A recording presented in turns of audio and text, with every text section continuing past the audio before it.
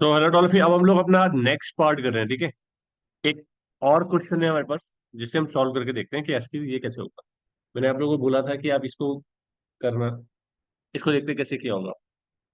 Generative बनाते हुए हम लोग को क्या करना होता है, जैसे मैंने आपको बताया था, ये सिचुएशन है, ये हमारे पास स्टार्टेड बिजनेस विद कैश, ये एक स्टेटमेंट लिखी है।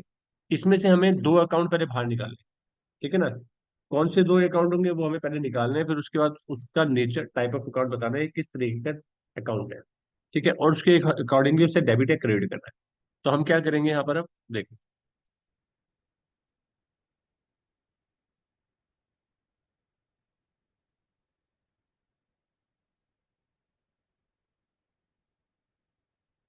तो यहाँ पर हम लोगों ने इस स्टार्टेड बिजनेस विद कैश को निकाला।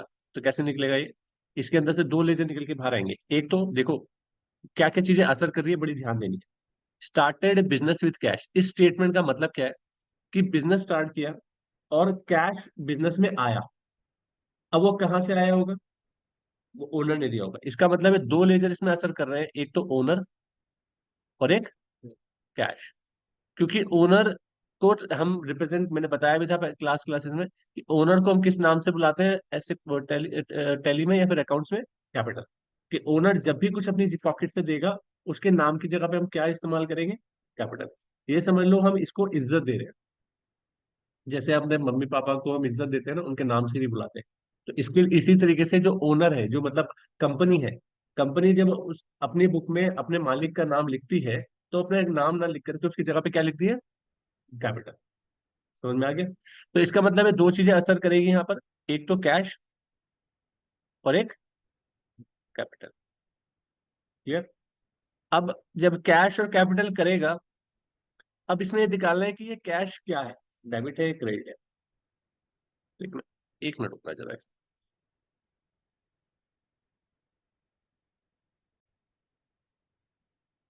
ठीक है, तो हम लोगों ने दो चीजें इसमें निकाली। एक निकाली हमने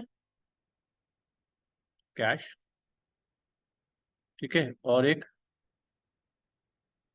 एक हमने निकाला क्या, कैपिटल। क्लियर। तो अब ये कैश जो है वो किस नेचर का है, एसेट।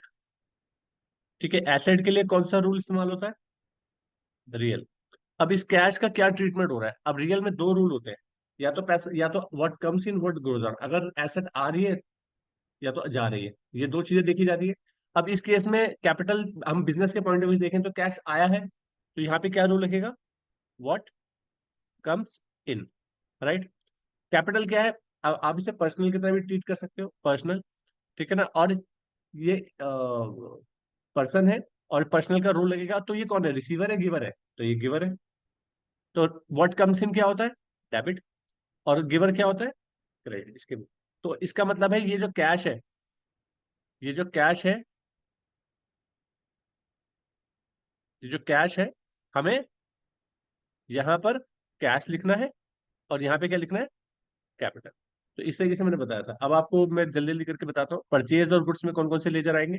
एक तो गुड्स आएगा, गुड्स की जगह हम परचेज इस्तेमाल करते हैं जब भी परचेज करते हैं, मैंने पहले ही बता चुका हूँ।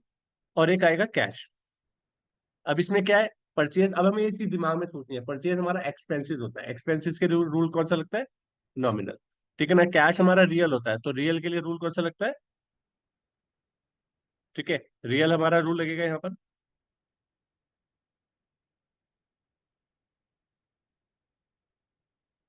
इसको मैं रब कर देता हूँ एक बार, थोड़ा सा ऊपर ले आते हैं।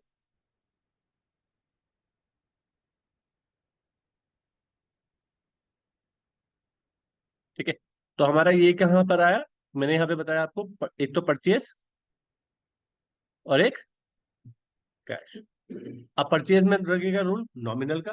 नॉमिनल ये कहता है कि जो भी एक्सपेंसेस होते हैं वो डेबिट होते हैं, इसका मतलब है ये परचेज क्या आएगा, डेबिट साइड पे आएगा। उसके बाद कैश हमारा क्या होता है, रियल।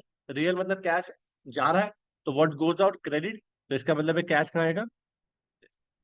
उसके बाद हमारा आता है purchase, purchase paid Sanjay by cash, Sanjay को पैसे दिए। तो इसका मतलब है एक तो संजय हमारा इफेक्ट करेगा, और एक चेक, चेक का मतलब होता है बैंक। क्लियर। तो अब हमारे को अगर ये निकालना है कि संजय कौन है, पर्सनल, पर्सनल का रूल लगेगा। अब संजय रिसीवर है, पैसे ले रहा है हमसे, रिसीवर हमेशा क्या होता है, डेबिट होता है।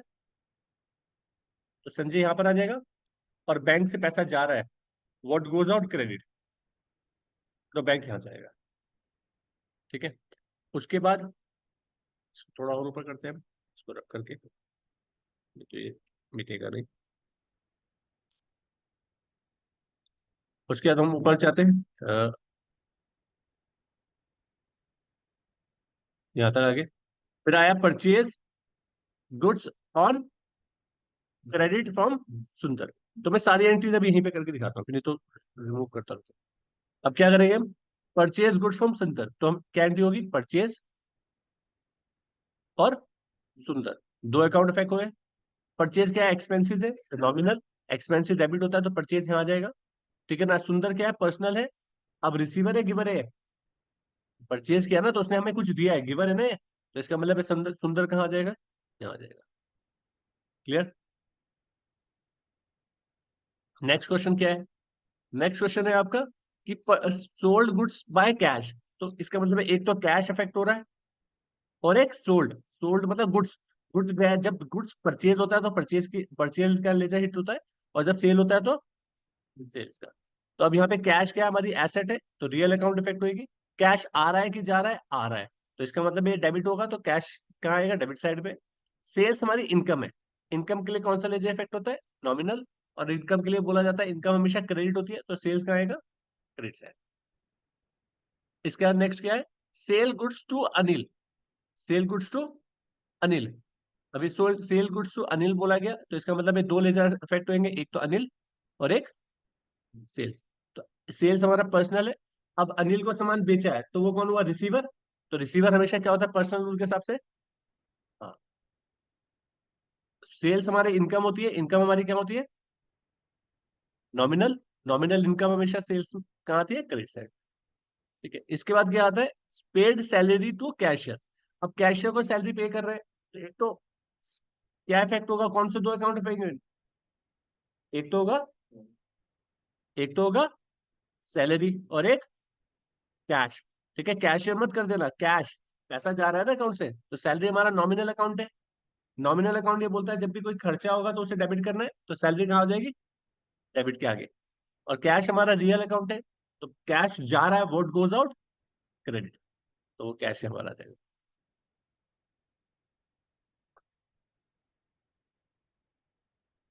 नेक्स्ट हमारा क्या है, रिसीव डिविडेंड, डिविडेंड रिसीव हुआ। अब भी इसमें मेंशन नहीं है कैश के थ्रू हुआ या बैंक के थ्रू हुआ, अभी हम कुछ भी एज्यूम कर सकते हैं, कैश, मान लीजिए कैश के थ्रू एज्यूम करते हैं, वैसे तो कैश कभी आता नहीं डिविडेंड, बैंक ही आता है। ठीक है ना, तो इसलिए आप एज्यूम भी कर रहे हो ना, तो बैंक ही करो। ठीक है, बैंक, एक तो बैंक में पैसा आया होगा, और किस किस चीज का पैसा आया, डिविडेंड का। तो बैंक क्या हुआ, हमारा रियल अकाउंट, तो व्हाट कम्स इन डेबिट, तो बैंक क्या हो जाएगा, डेबिट। और डिविडेंड क्या है हमारा, डिविडेंड रिसीव, इनकम, इनकम के लिए कौन सा लेजर इफेक्ट होता है, नॉमिनल। तो इनकम हमेशा क्या होती है, credit. Receive cash from Raman, Raman से कैश रिसीव हुआ, तो इसका मतलब है दो लेजर इफेक्ट होंगे, एक कैश और एक रमन। तो अब कैश क्या है, रियल अकाउंट है, रियल अकाउंट है, तो रियल अकाउंट ये बोलता है जब भी एसेट आएगी तो कैश आया तो क्या होगा, डेबिट। और रमन कौन है, रमन ने पैसे दिए तो गिवर है वो, तो वो पर्सनल अकाउंट में गिवर क्या बोलते हैं, क्रेडिट। तो इसका मतलब रमन कहाँ आएगा, क्लियर। नहीं, बैंक पर्सनल अकाउंट ना होकर के रियल अकाउंट होगा। ठीक है, नेम से है, एसबीआई बैंक वगैरह है, अगर आप लगाओगे उसके उसमें वो रूल लगाओगे तो लग जाएगा, कोई दिक्कत नहीं, सही होगा। दोनों में से कुछ भी लगाओगे तो चलेगा, लेकिन वो एसेट होती है ना, तो इसलिए हम उसे एसेट की तरह, रियल अकाउंट की तरह ट्रीट करते हैं, वो हमारी एसेट है। ठीक है, इतना क्लियर हो गया आप लोग को। तो ये वाला एक क्वेश्चन था, आप लोगों ने ये भी कंप्लीट कर लिया। Thank you.